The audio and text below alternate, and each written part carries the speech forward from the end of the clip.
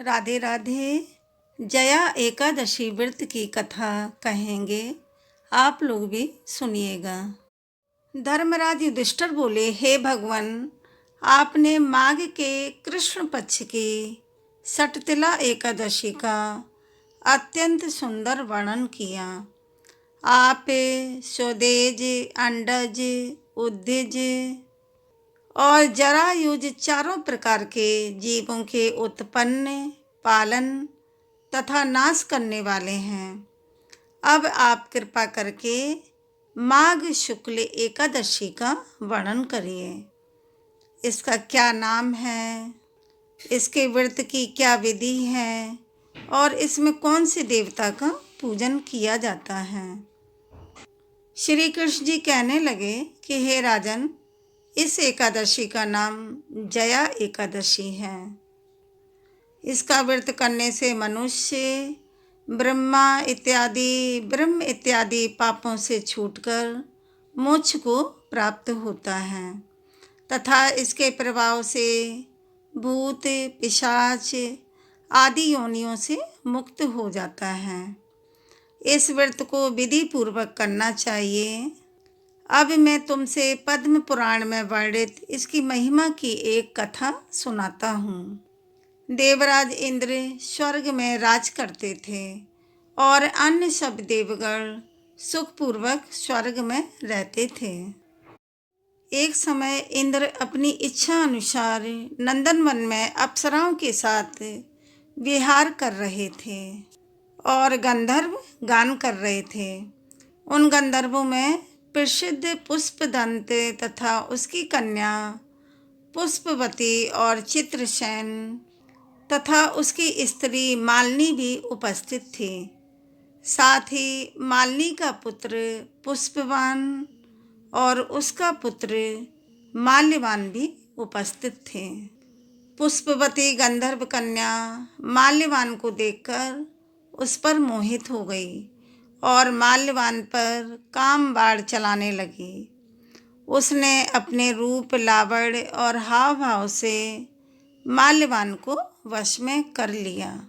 हे राजन, वह पुष्पवती अत्यंत सुंदर थी।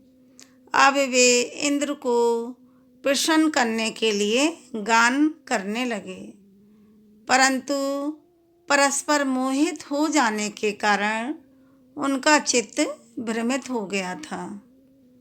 इनके ठीक प्रकार से ना गाने तथा स्वर ताल ठीक नहीं होने से इंद्र इनके प्रेम को समझ गया और उन्होंने इसमें अपना अपमान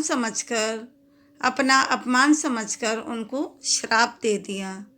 इंद्र ने कहा, हे मूर्खों, तुमने मेरी आज्ञा का उल्लंघन किया है, इसलिए तुम्हारा धिक्कार है। अब तुम दोनों स्त्री पुरुष के रूप में मृत्युलोक में जाकर पिशाच रूप धारण करो और अपने कर्म का फल भोगो। इंद्र का ऐसा श्राप सुनकर वे अत्यंत दुखी हुए और हिमालय पर्वत पर दुखपूर्वक अपना जीवन व्यतीत करने लगे। उन्हें गंध, रस तथा स्पर्श आदि का कुछ भी ज्ञान नहीं था।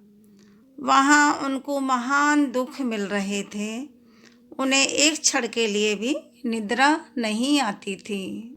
उस जगह पर अत्यंत शीत था, इससे उनके रोंगटे खड़े रहते और मारे शीत के दांत बसते रहते। एक दिन पिशाच ने अपनी स्त्री से कहा कि पिछले जन्म में हमने ऐसे कौन से पाप किए थे जिससे हमको यह दुखदायी पिशाच योनि प्राप्त हुई। इस पिशाच योनि से तो नरक के दुख सहना ही उत्तम है। अतः हमें अब किसी प्रकार का पाप नहीं करना चाहिए। इस प्रकार विचार करते हुए वे अपने दिन व्यतीत कर रहे थे। दैवी योग से तभी माघ मास में शुक्ल पक्ष की जया नामक एकादशी आई। उस दिन उन्होंने कुछ भी भोजन नहीं किया और ना कोई पाप कर्म भी किया। केवल फल फूल खाकर ही दिन व्यतीत किया और सायंकाल के समय महान दुख से पीपल के वृक्ष के नीचे बैठ गए। उस समय सूर्यदेव भगवान अस्त हो रहे थे और उस रात को अत्यंत ठंड भी थी। इस कारण वे दोनों शीत के मारे अति दुखित होकर मृतक के समान आपस में चिपटे हुए पड़े रहे। उस रात्रि को उनको निद्रा भी नहीं आई। हे राजन, जया एकादशी के उपवास और रात्रि के जागरण से दूसरे दिन प्रभात होते ही उनकी पिशाच योनि छूट गई। अत्यंत सुंदर गंधर्व और अप्सरा की देह धारण करके सुंदर वस्त्र आभूषणों से अलंकृत होकर उन्होंने स्वर्गलोक को प्रस्थान किया। उस समय आकाश में देवता उनकी स्तुति करते हुए पुष्प वर्षा करने लगे। स्वर्गलोक में जाकर इन दोनों ने देवराज इंद्र को प्रणाम किया। इंद्र इनको पहले रूप में देखकर अत्यंत आश्चर्यचकित हुआ और पूछने लगा कि तुमने अपनी पिशाच योनि से किस तरह छुटकारा पाया, सो सब बतलाओ। माल्यवान बोले कि हे देवेंद्र, भगवान विष्णु की कृपा से और जया एकादशी के व्रत के प्रभाव से ही हमारी पिशाच देह छूटी है।